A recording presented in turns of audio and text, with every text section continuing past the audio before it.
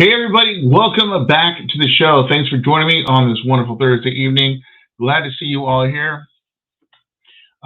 Yes, thank you for all the emails that I got since this morning, all the messages on Facebook and Instagram. Yes, the Ghost Adventures episode went really well. I think they did a really good job of it. Once again, they spelled my name wrong. And I know a lot of people are like, can't they just edit that out? We filmed that episode like 8 months ago. So I don't think they're going to take a time and respell my name with the FAN instead of the PH. It's not a big deal. You guys saw it. You guys know who I am. They get it. It's one of those things that happens in production, and it's not the first time it's happened to me. It's not the first time with Ghost Adventures doing that kind of stuff. But, a lot goes into these shows. There's not a whole lot of time. When we were filming, they were also filming like 4 other places in California at the same time. So I totally get it. But overall, it was a great experience. It was a great location. For those of you who saw the episode this morning, it's for the new season, episode 7. It is the Montecito Mystery Mansion. And they asked me to go out there and investigate it prior to them coming out. And it was just an amazing place. If you guys get a chance to go out there, tell them Stefan sent you. Maybe the owner, David, will give you a discount on a room or something. They're very open. The place is very haunted. And, when we talk about hauntings, everyone's like, oh, scary. There's going to be monsters going to come and get me. It might be a demon in the closet. This is just an old place, a lot of history, and a lot of fun. We were in the ballroom, and we just put meters all over the room, and we started playing their period of music, and the meters were randomly going off, almost like they were dancing still in the ballroom and bumping into the meters, which was just an incredible experience. You guys go to Ghost Adventures, you can watch the current episode starring me. Well, not really starring me. I got about 15 seconds in the whole thing, but it was fun. So check it out. Let me know what you guys think, and we'll go from there. So tonight, and I'm glad you guys are here, we have a chance to really bring some of our old friends back on the newer style of the show, and that is the podcast, where you get to see me in all my glory and all my guitars. That you guys get to see the pictures of us when we're playing live and stuff. It's really cool that you guys follow us as well. But being said, this is a chance to get some of our friends that we've had on the original radio show to come back and join us in this new format. And tonight is our very special guest, Jeff Dwyer, who's an author that we talk about quite a bit. You who follow us to the Virginia City Paracon, you guys have had a chance to sit down and listen to Jeff talk about his books, his adventures. He's got a few Ghost Adventure stories as well, which are incredible. We're going to talk a little bit about that tonight. We're going to talk about the latest books. We're going to get, what is in the future for Dr. Jeff Dwyer. So let's go ahead and bring him onto the show. If I can click this right without making everything go black. Let's see what happens this time. How you doing tonight? Hey, Jeff, how are you, buddy? Good to see you. I'm great, man. It's been a long day at work, but I'm happy to talk to you tonight. Excellent. Thanks so much for joining us, taking the time. I know Thursday nights are one of those nights where it's kind of cool to do a show, but people who work hard all day long, they get home and like, bro, it's just really tiring.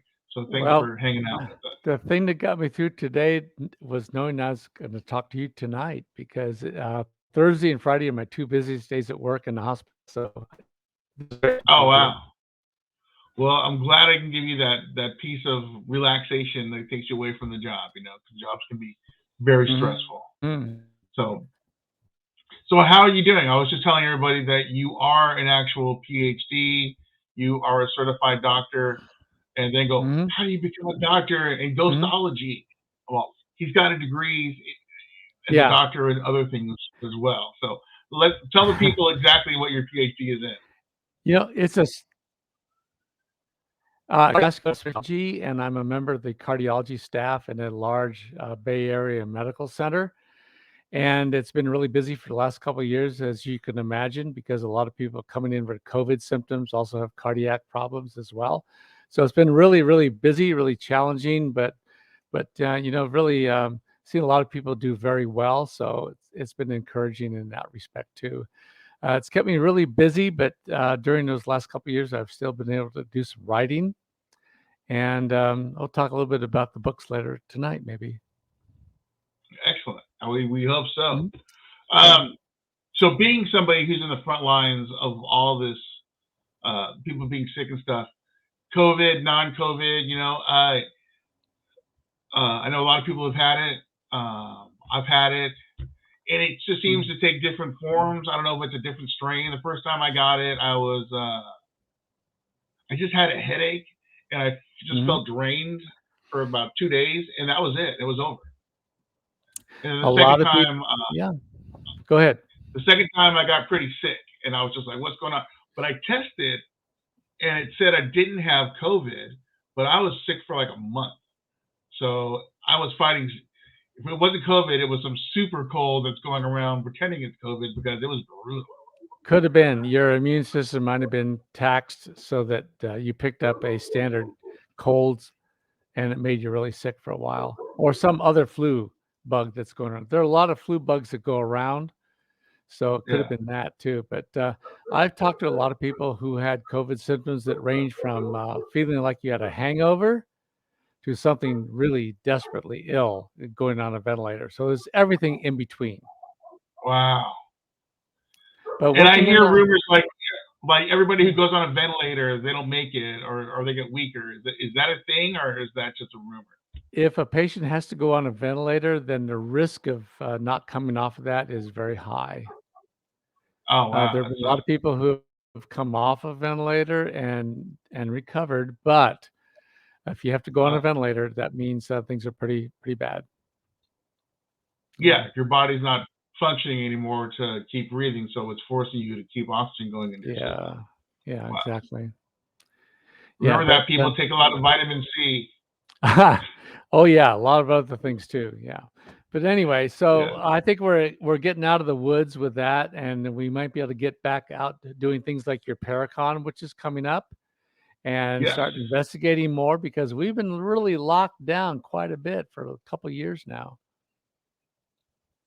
Absolutely. I mean, we've gone to a couple of things, but it's not the same as it was 3 years ago. Oh And yeah. Paracons were packed and everyone's running around. We should do those giant ones like at Preston Castle, Oh where yeah. there's like 30 people on each floor. It's just massive, Oh yeah. And then it's slowed That's down. where I first met you. And we were able to squeeze out Virginia City. What was that? 2021 in August. I think this is the last Yes, time we did real Virginia quick. City. And it was really funny because the mask mandate was in force in Nevada, but nobody was following it really. You go into bars and everybody's just got the mask down and Yeah, everything. it's a it's Yeah. a small town and they kind of do Um, things their own way. So it's like, all right, yeah. well, I'm just gonna follow the rules, They whatever. do. Good with it, I'm Including good with it, whatever.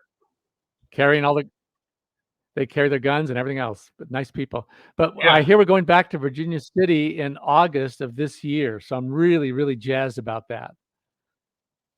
Well, there is a start. We do have dates on a Yeah. hold for that weekend. We're hashing out the details Mhm. of what we can do, what they're going to allow us to do. Yeah. So we're still working on all the fine details of everything, Well, I which hope should it be good. works out because the Pacific Coast out here has had very little paranormal conferences for the last 4 or 5 years, actually.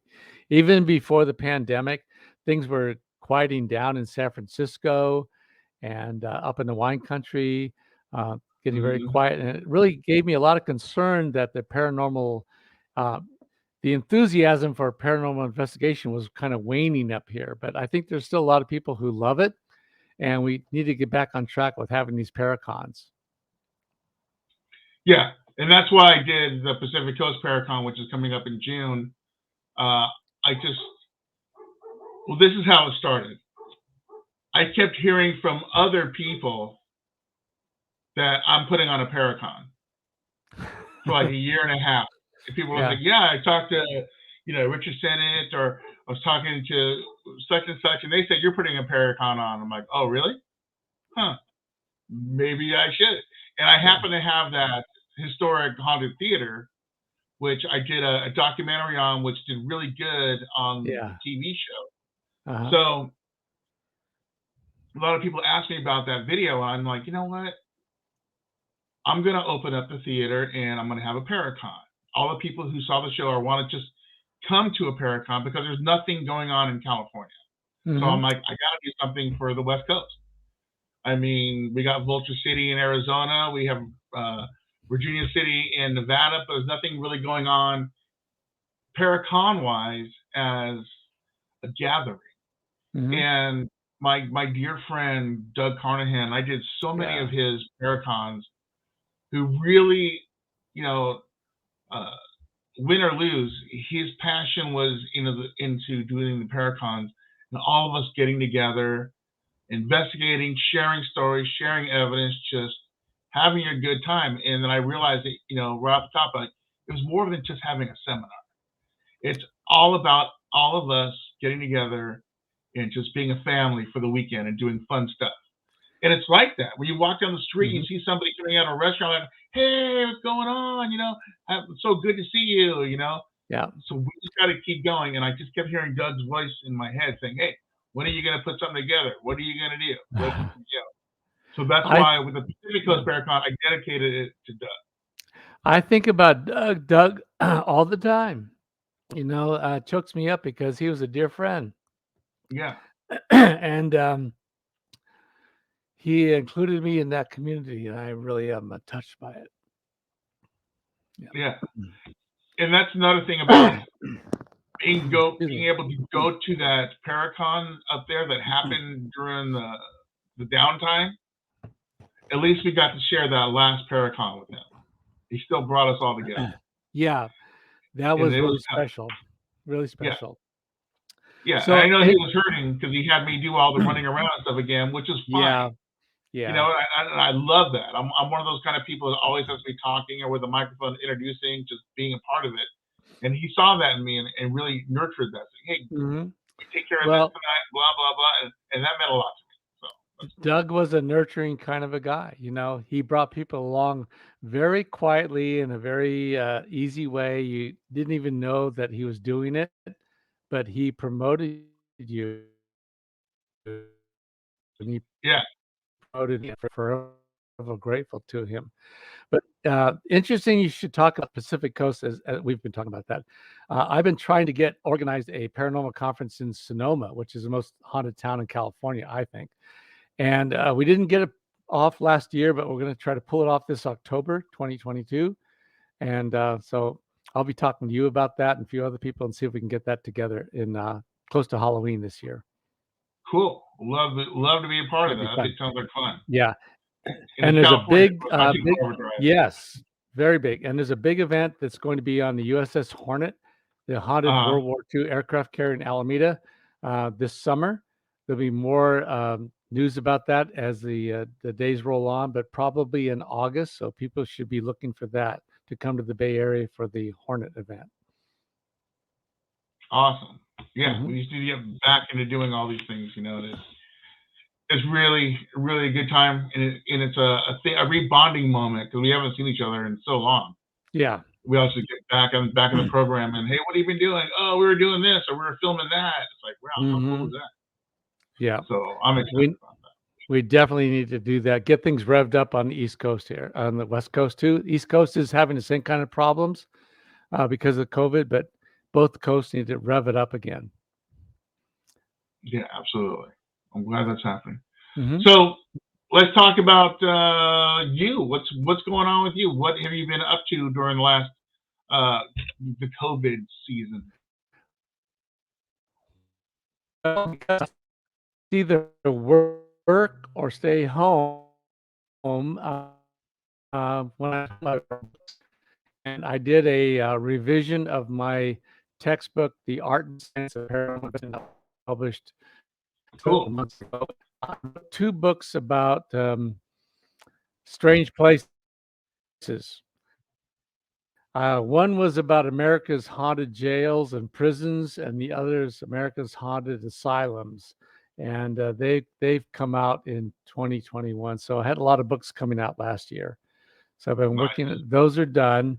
And currently I'm working on a new book called Supernatural, which is a summation of my view of about 30 different topics in the whole paranormal, supernatural spectrum, ranging from mediumship, empathic processes, everything you can imagine. So I'm working on that now and hope to have that book finished by the end of this year. That's awesome. And So that's a that's great thing to do. If yeah, you're sitting at home, you can work on a book. Why not, you know? yeah, yeah. You can't go anywhere else, especially with gas pushing $7 a gallon Oh right my now. God. So I'm going to stay home from going to Sonoma this weekend and work on this book called Supernatural, which I hope will be out by Halloween of this year. That'd be perfect time. Perfect Yeah. time. So Oh good yeah. luck with that. So everybody out there, you're listening to My Darkest Hour, and my guest tonight is Jeff Dwyer, who's an author. We're talking about some of his books. For those who might not be familiar with your story, if you can just give a quick, Mhm. background about how you got involved in the paranormal. Sure. Hold on, my wolves are barking. Hey, I hear Harley, you. In the house, are they? what's that? She barks at everything. She is such. I Yeah, have I I hear have them. Well, 5 dogs. my story is very similar to a lot of people. Oh yeah, I got a dog like that. Okay. Yeah, I got a dog. But, my story is very similar to others. I discovered my psychic abilities about 12 years old, where we filmed episodes and had an encounter with the ghost of Sarah. Then I realized I could see ghosts, hear things, that kind of stuff. And did a little bit of years, but and then I kind of set it aside while I was 12 years at the university getting my degrees. And after I graduated, I started ghost hunting up in the California's gold rush country and started realizing I could still have that ability to see, hear, and feel ghosts. So after I got my career launched, I decided I would write a book about ghosts in the San Francisco Bay Area. And I wrote it thinking it would just be for my friends. I photocopy some copies and bind them together and give them to friends. But I had a literary agent at the time, and she happened to own a haunted inn up in the Gold Rush country. And Cool. she actually landed me a contract with a major publisher, and I've wrote now 10 books, the Ghost Hunter series for Pelican Publishing of New Orleans, and several other books as well. And all that got me into Ghost Adventures and a couple other TV shows, the Ghosts of Alcatraz, and I was a technical advisor for a couple of movies and TV commercials and other things. And so, I'm kind of floating along doing that sort of thing. I'm a researcher. People contact me to do investigations. I do some of those. A lot of it's just advice, not so much going to a place and investigating, but advising people how to deal with you know poltergeist activity and other kinds of things like that. So, but my focus most recently has been writing because it's been tough to get out for the last couple of years. So that's what I've been doing. I've been writing Absolutely. these books, and that's where I am right now. Well, that's awesome. And Mhm. you still have time to get back to those people who reach out to you. And that's one of the things that I noticed over the downtime. Um, People who are dealing with hauntings and they Mhm. have to be home more, they start sending those emails out or messaging me on Messenger or whatever and asking questions because they're home more, so they're experiencing it more, trying to understand more. Yeah. Uh, and then we give them the advice that we can give them, and hopefully it makes things a little bit better. Uh, Sometimes you just can't throw grandma out and send her back somewhere. Sometimes you have to kind of coexist, Yeah. and that's some of the magic between. Because people ask me about investigations, And I say it's in a way it's kind of like counseling. I'm not only there to help the client, I'm also there to try to help the ghost. What do they need? What can I help them with? What are they not being able to convey to the people who are living there? Because there's always Mhm. something that leads to whatever's going on. Yeah. Something that's not widely appreciated, I think, in the paranormal community is that ghosts are often confused. They don't know what to make of what's gone on. They will manifest in a house that's been completely renovated. They know it's their house, but it looks totally different. And the people in there are totally different. The furniture's totally different. And they're totally confused. And that's why their activities may seem rambunctious or bothersome, even. But somebody who recognizes that can go in and calm the ghost down, and then if it's appropriate, help them move on to whatever lies beyond. That's another Yeah, issue, but sometimes it's just a matter of calming the ghost down and convincing them that this is just a transition, um, and that will sometimes dissipate some of the rambunctious activity that's bothering the people who live there at the current time. absolutely. Like you said, it's a transition. They get confused real easy because they're trying to live a life that they knew was being alive. It's like, okay, I'm standing in this room. What happened to my bedroom? Who are these people in here? What's going Mhm. on? You know, Yeah. because it could be months, but time on the other side doesn't really exist like time here. So it could be a matter of seconds. Oh, exactly. All of a sudden Yes. everything's changed. And that's the thing. They're mad because why are you violating my space? And then two, they're in denial. They're always in denial. It's like, what are you talking about? No, I'm right here. Hmm. I'm in my house. I didn't die. What are you talking Yeah. They're confused about the transition from life to death, so they still cling to that idea that they're alive, and they don't understand what's happened to the place where they've lived for 30 or 40 years. And so, explaining that to them sometimes makes a huge difference in how they're impacting the people who are currently living in the house, who are really bothered by this rambunctious activity that seems to be going on. So that's a big part of it. So it's not always necessary to transition the ghost into, the crossover thing. A lot of people who are psychic ghost hunters are really into this whole idea of helping the ghost to cross over into that other zone. I think that's a little bit pushing it too much, because a lot of ghosts aren't ready to cross over, don't want to cross over. They don't need to cross over. They simply need to be aware of how things have changed, and then they about? can make that. And very often they'll make a decision that, oh, okay, this is not my house anymore. I think I can move on now. Yeah, yeah. That's the whole thing. Convincing them, and you're not trying to kick them out the door. I mean, that's cool. Once Yeah. they get that understanding, say, hey, your family's waiting for you over here. And it's not like in the movies, all of a sudden the light opens and they just run through the light saying, bye, bye now. It's not always like that. Sometimes it is. That's all great. Yeah. But once they realize they passed, they don't want to go yet because they want to say, check on the relatives and the people they cared about.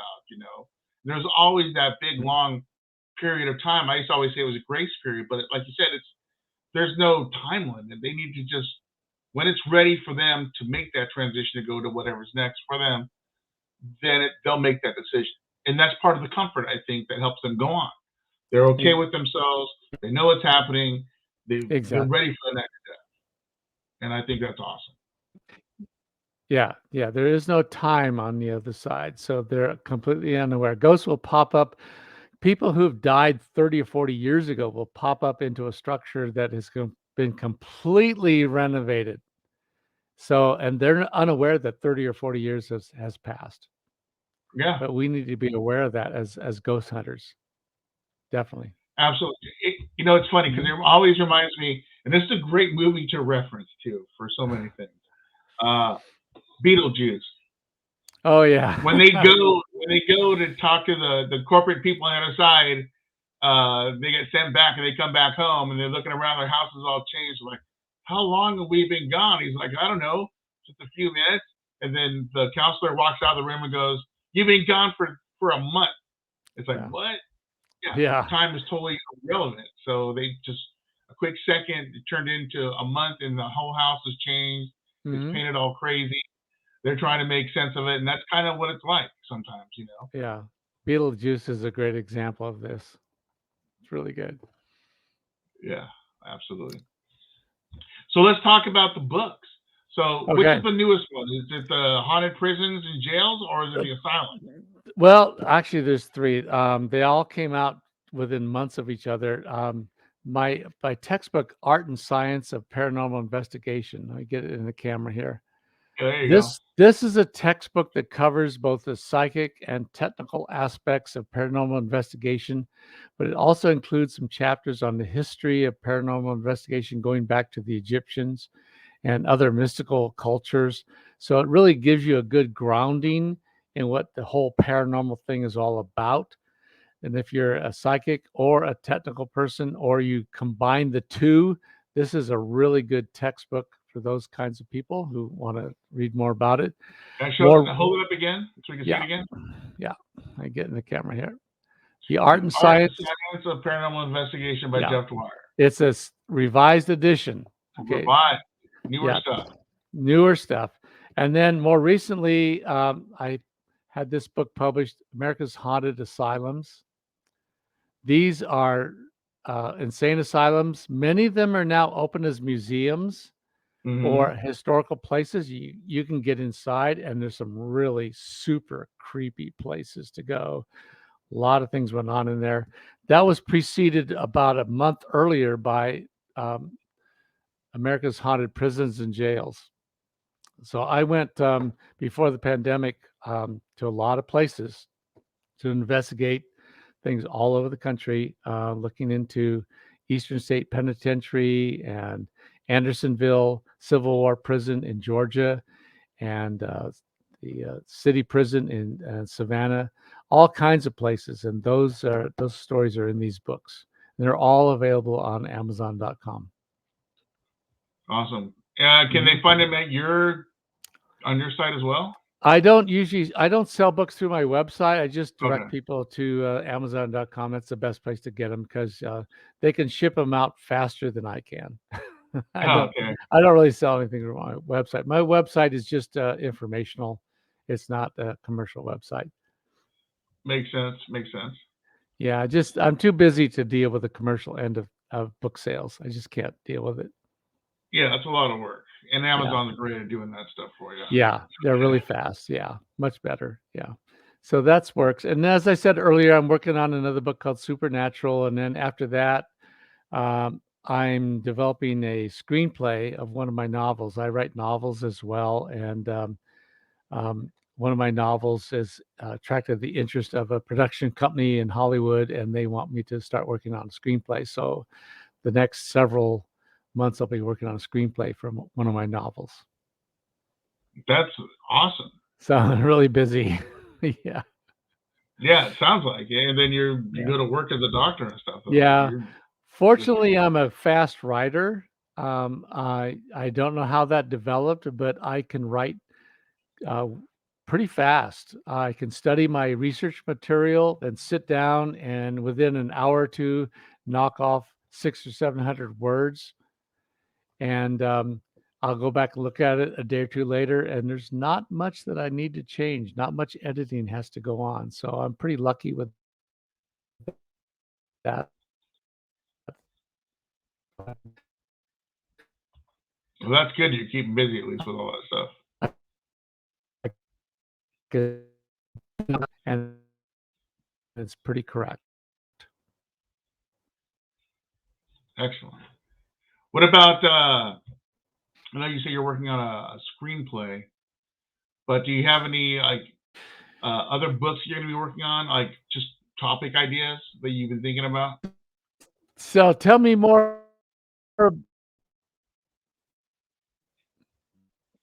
Yeah. Hold on a second. I've always been fascinated by a book that traces investigations from Atlantis, which I believe is in the Caribbean. And this book focuses on an adventurer who traces Atlantis from the Caribbean to the Azores to the east coast of Spain, to Malta, to the Greek Isles, and finally to Egypt, and discovers the remnants of Atlantis in a secret chamber underneath the Sphinx in Egypt. So that's something I want Nice. to get. I want to write that early next year, maybe, if not sooner.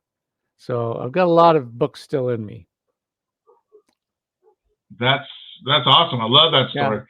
Yeah. You know, the secret room under the feet of the Sphinx. Like, what's in there? Who knows what's going on? Yeah. But, you know, there's a plaque in front of the Sphinx that shows a room below the forepaws of the Sphinx. And a lot of people believe that that room contains the records and remnants of technology developed by Atlantis. And for some reason, the Egyptian government will not allow anybody to investigate that room. They're keeping it totally sealed and secret. But I believe that a lot of the technology that was brought eastward from Atlantis by the Atlanteans was deposited underneath the Sphinx, because the Sphinx predates the pyramids of Egypt. yes, It's older, probably as old as 10,000 years.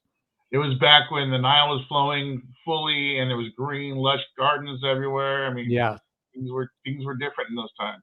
that's right. It So was that's just a rock statue of a head above ground, you know. Yeah, that's the next novel I want to write. But that's after the book called Supernatural, which I'm working on right now. So Awesome. there's a lot of things yet to go. A lot of things. That's awesome. Yeah. We're looking forward to all that stuff. Yeah. So I'm thrilled about your Paracon coming up in Ventura. You got a good number of speakers on there, and that theater looks awesome. I can't wait to go there. Good. You know, that theater, I've been there and a part of the theater for such a long time. Mm-hmm. And what's interesting is, like, you go to some of these places and they have different buildings and stuff throughout the ghost towns and stuff, and you go in there, each building's got a couple of spirits in there that you can interact with. That's all great. So I have this one building that is so built so strange, that every room is haunted, and these spirits have been there so long that they lay claim to every area. You know, they say intermix sometimes, but they don't really tend to do it often. Mm-hmm. It's a 1928 theater, which was built as a movie palace during the Great Depression. Oh yeah, those are great places. Great places. So either you were super poor and had no money or eating at one of the little tent towns, or you were a oil tycoon and going to the Ventura Theater because it was a big fancy palace, you know. Yeah. What's interesting is they hired all the people who didn't have jobs and stuff during the Depression to work on the theater and to build it. And it's great. It's a beautiful building. It's got so much history. We do know that it was run by some mobsters, you know, during those times, because alcohol prohibition was going on. Sure. And the people with money had people who invested in stuff. So we had the original blueprints that go back to the 1928. Oh wow! And cool. And by the time you get to 1940s, everything has changed. There's secret rooms. There's stuff underneath. There's speakeasies. There's tunnels that go down the street to, like, where the shipping department, because it's a shipping area. Yeah. So a lot of boats would come in with all the, you know, imports of all the alcohol, all the morphine and stuff, whatever they were doing back in those days, and shipping it through the city. And obviously, the people with money were financing this whole operation and stuff. So we find a lot of that stuff. And then there's so many spirits that have been there that have been a part of the theater that just stayed there, you know. We have a guy that referred to as Gary, and he pretty much stays up in the second part of the building where the projector room is, and he's real aggressive. he's been extremely aggressive. He throws things, he grabs people. I had to work on him for a long time Yeah. to get him to like mellow out. So and there's another guy who was like the maintenance guy there from the 40s as well, and he's real aggressive. He's a big guy, and he likes to mess with our maintenance people who are trying to clean up and do stuff. He doesn't like them doing his job, so he always messes with them and do stuff. I've seen him walk around. I got to see him walk through a wall one day, which was absolutely amazing. Oh, I that's just really got cool. that, and I'm just Yeah. like, whoa, because he's so tall and thin, and his arms are long and lanky. And I Yeah. looked up as I walked into the room by the big stage. I looked up in the balcony because I always do a balcony sweep, and I got to see him just casually just stroll through the wall, and I'm like, oh my god, I was That is Chester. so cool. Yeah, Yeah, I and saw a monk in Sonoma walk through a mausoleum wall like that. It's really really astounding experience. yeah, that's cool. And I know where he was going because he goes upstairs through the wall into this ladder that goes up to the very top of the catacomb, like or the crawlway above the theater is like a 45-foot thing, and he died there. He fell through the Oh, ceiling at one whoa. point.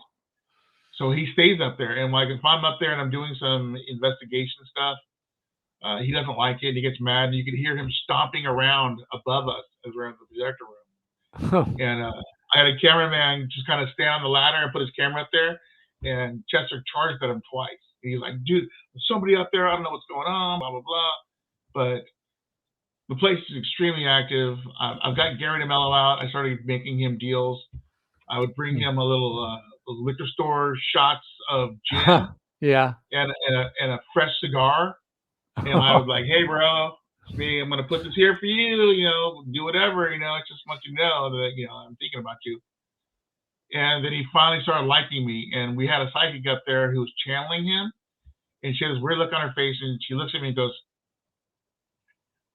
"I normally don't like people, but you're all right." And well, finally, so they've been really good to me, and I've been able to film them all. I've got some great stuff. We have catacombs there. One which has a blood stain in it where this guy was murdered. Um, we've tried to clean it with concrete cleaner, muriatic Wow. acid, and it never goes away. It just comes right back. Yeah, those things are indelible. Yeah, that's amazing. Yeah. That sounds Yeah. like So such a cool place. I've been through Ventura so many times because I lived in Southern California 9 years and used to go up to Santa Barbara a lot and passed right through it. Went to the Mission a couple times, a few other oh, cool. spots, but I never stopped into that theater. I heard about it years ago, but I never stopped in. So old theaters are often very haunted. They're on my list of the most haunted places you can go to because the passion of people who developed them, and very often when they had live performances, the actors and actresses had a lot of passion, which got embedded on the environment. So you get pick up a lot of that remnant stuff, a lot of EVP, but there's a lot of ghosts who are there and they just stayed there forever, like the guy you just described. Yeah, we have so many. There's Mhm. a prom queen who died there on stage during their prom. Yeah. Uh, super sweet, super sweet girl. We see her a lot. She dances upstairs in the foyer in front of this one mirror. We've seen her Mm. dance in the main room on the floor. One time I saw her, and she looked like she was made up of tiny little pieces of sand, like Huh. grainy, and she was spiraling and just Wow. kind of floated away. I was like, holy shit, what the hell is that? Yeah. She's very active. She's very nice. She woke up some of our staff when we first took over the building. There's some kids trying to break in, thinking it was still an abandoned building. This spirit of Anna woke up our security guard, saying, "Come on, there's people trying to get in. You got to get them out. Get them out." And security guards are half asleep with their flashlights, running down and chasing them out and looking for who would be the manager, Loanne, and thinking it was her that woke them up, and she wasn't there. That's so it was actually Anne, the spirit, waking Wow. them up, chasing them out, which was an amazing thing. So Oh yeah. hopefully people will see her at the investigation that we're doing there. And so Pacific Coast Paracon, we're doing 2 nights. We're doing a simple Friday thing. I'm letting Hmm. the vendors come in and set up. I'm doing historical ghost tours for those who want to sign up for that. going for each room. I will take them up to what used to be the brothels at one point Hmm. upstairs. There's still some nice ladies that are haunting that place that Oh I yeah. bring flowers up to. They tell us their story. We have a lot of equipment. We've done a lot of research there, and we've connected with them, and we hear their stories, and it's amazing. So I'm hoping people, I guess, as we go through, they can bring their equipment and experiment and see if they can make contact. And then there's a meet Hmm. and greet that night. We're gonna open the bar up, and everyone's gonna hang out, and Yep. all the speakers are gonna be there. So far, I have Patty Negri. You guys know I do a lot Yeah. of investigations and a lot of shows with her. Unearthing the Paranormal. My brothers from Arizona who are coming out to do a Mhm. special sacred ceremony before the nighttime investigation starts. They're going to be part of the Paracon. Ann Bender from Bender Paranormal, she's going to come down and spend some time with us.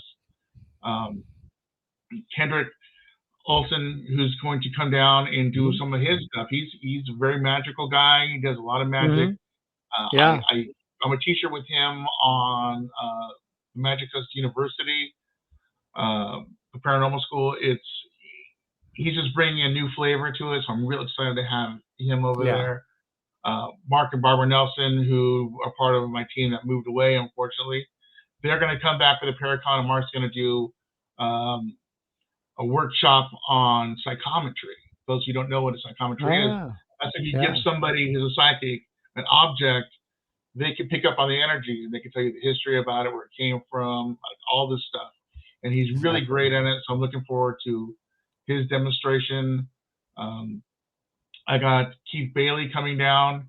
He's great with safety and the technology that he uses, so he's going to come from Texas and spend some time with us. And I do stuff with him at Vulture City as well, so we'll be Mhm. seeing him again. So, Yeah. and Brian Clune, he's going to come down. He was the first Yeah. one that said, "Let me see your theater. I want to be part of that." I'm like, come on. Yeah. He's a good friend of mine. I like Brian very much. Yeah, we've done a lot up at Virginia City. Yeah, that's really cool. It's a great Yeah, lineup. It's going to be a fantastic weekend. yeah. And I still got some time, so I'm looking for other people who might want to be a part of it and come down and talk a little bit. Uh huh. I still got some vendor spaces that I'm trying to fill for the event. Funny thing about Brian. So me and Brian started talking about the theater, and he always wanted to come up and check it out. So I got him to come up. He drove up, Hmm. whether he's writing a story about the theater in his book. So it's great. And he had some good stuff that he was putting together that he saw other people were talking about these other stories. And I said, you got to come experience the theater on your own before you write anything. He's like, oh, okay. So I brought him up here, and he was just blown away by the activity. He was trying to just walk around and just take pictures. Um, Yeah. his equipment wouldn't work. We're standing on the stage and trying to get a stage of what I call the Great Hall, which is this massive, massive sound room where all these big stars play. I mean, Van Halen's played there, U2, and just everybody's played the stage. And he was just trying to take pictures, and he's like, "I don't get it, man. These are fresh Mhm. batteries. I just put some new batteries in again. My camera's not working." And I'm like looking at him when I'm talking. I'm like, "Oh, okay, hold on a second." And I looked out in the theater and I said, "Hey, you guys, this is my friend Brian. He just drove up here. He's really interested in you guys. He's going to write a book about the theater. So if you could let him take some pictures, that'd be great." Uh-huh. All of a sudden, his cameras and everything started working. Oh yeah. And he just starts That's laughing and goes, "Thanks, Stefan." I'm like, "Yeah, that's what you got to do, because these guys are very protective of what's going on. They want to make sure yeah. you're a good guy." Well, Brian can do a really good job of writing about all this stuff too. He's a really gifted writer. Absolutely. So he Yeah. will be there. He was the first Hmm. one that says, I'm a part of whatever you want to do." I'm like, "Cool." Cool. Yeah, it's great. It's a good time of year to be in Ventura too. Yes, right there. It's Really. summertime. The beach is a Yeah. block away. The beach. Very Oh nice. yeah. You bet. You bet. It's gonna be Yeah, great. so I think people will enjoy it. I mean, I haven't Uh-huh. done one there, and I've always said I'm going to do something, and now it's time. So Hmm. let's see how it goes Definitely. and have some fun. Well, we'll wrap things up on the West Coast here. You have your conference, the Hornet in Alameda in August, and I'm going to try to get something going in Sonoma in October. We've got to get things going again because it used to be very active. There used to be events in San Francisco and in San Leandro where there's a huge old mansion called Meek's Mansion. There used to be things down in Santa Cruz and San Jose, but not much going on these days. So we have to get back to that. Absolutely. Mhm. You should try to come down. If you're gonna go visit your girlfriend in Yeah, Santa Ventura, I mean, put it on yeah, your list. yeah. Yeah, we're gonna come down. Sam and I are planning to come down for that. He's in Hollywood right now. You know, Sam, my Oh, son. cool. Yeah, he's down there. He's got some album that's dropping really soon, and so he's down there and hooping it up. He'll probably run into Patty tonight, because they run into each other every time he's down there. Patty Negri? Yeah, yeah. Yeah, she's in Europe. She's in Europe right now? Yeah. Oh my God. I Yeah, didn't they know. wanted me to go. I'm like, really? They're gonna be gone for like a month and a half. Oh, They're not like. doing this thing where they're going to all these different castles and stuff, and like this whole Okay. Game of Thrones almost kind of thing.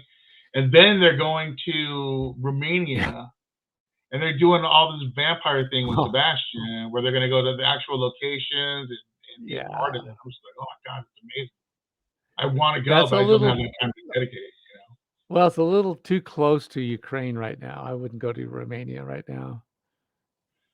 Yeah, borders Yeah, Ukraine. probably. Yeah. But anyway, I hope they have a safe trip and a lot of fun. But anyway, Well, Sam's in I saw the Hollywood. pictures today. It looks like they're having fun. So Okay, well that's that's good. good. Just keep it safe. Yeah. Anyway, yeah, I'll be down there in Ventura to see you. You bet. Cool. Be fun. Yeah, absolutely. Okay. So, when's your new book coming out? Well, the supernatural will help you out by Halloween, and then Okay. I was gonna say if you want to come down, you can promote your book. But you still can come down and promote your book. I mean, let people know about it. yeah, I always promote my books when I go to these Yeah, people. that's what So the the supernatural daytime Paracon's all about, by promoting stuff and Halloween, everyone talking about.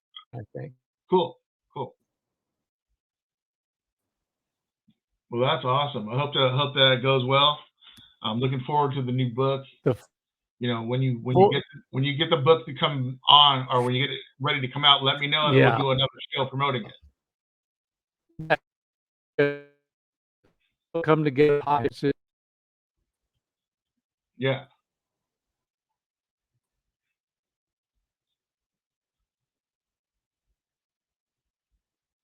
Well, all right.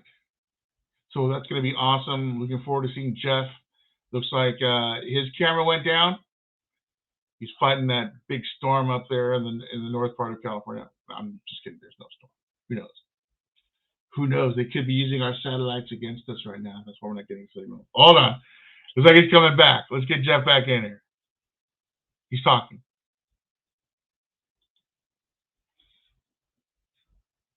Hold on. Here we go.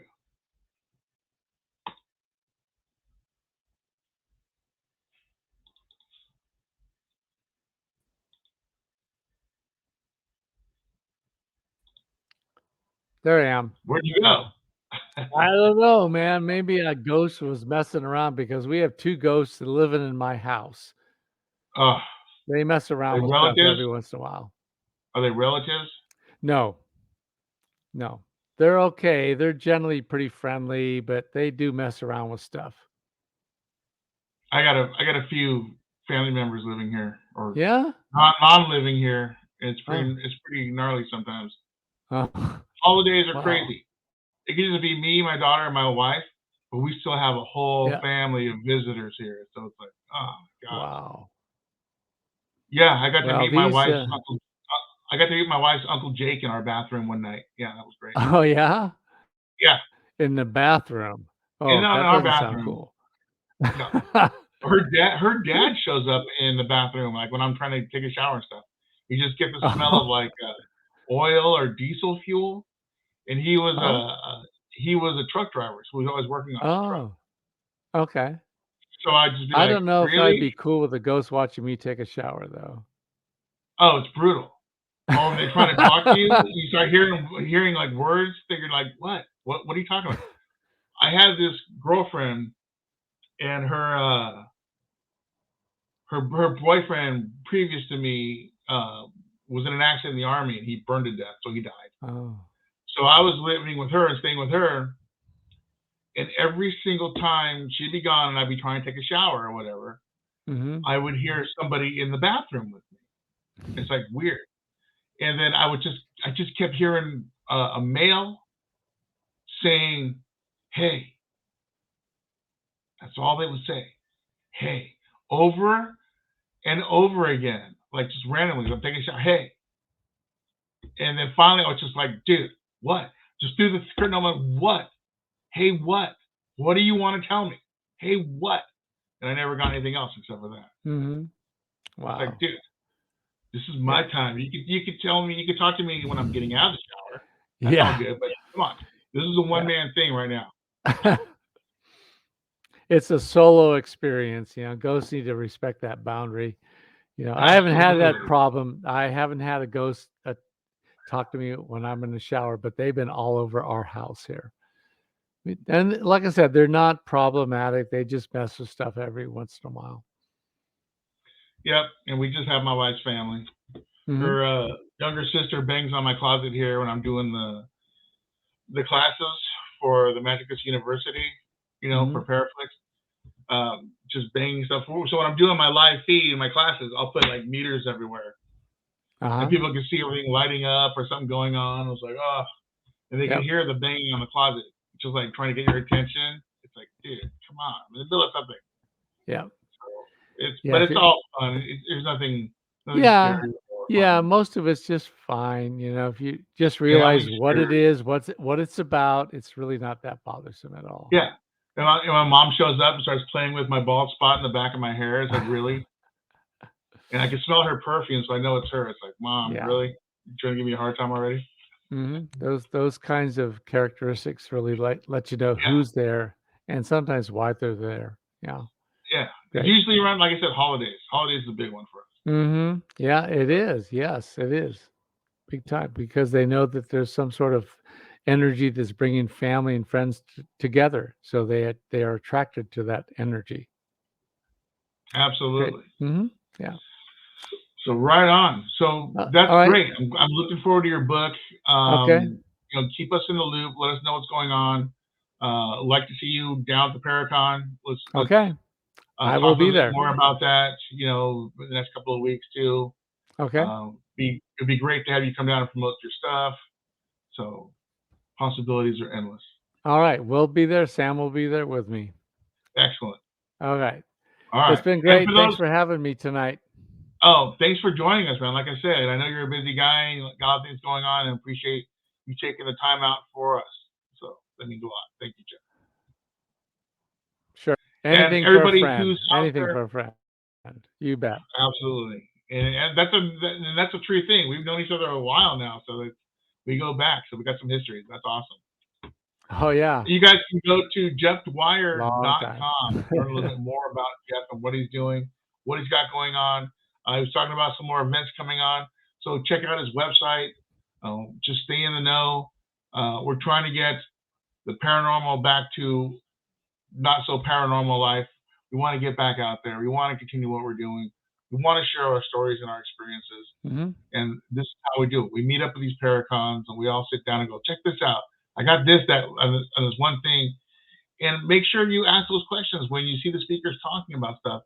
If you're curious about something, just go ahead and blatantly ask them. If you're walking around the vendors and they're talking about something, ask them, because that's what we're all there for, to share our experiences and to help those who are just getting started, to help them, learn I would say quick stuff, but we all have to go through our baby steps and make those mistakes, because I've been doing this for 30 years and there were so many things that I was stepping on and trying to work my way through to get to the ease of what I do now.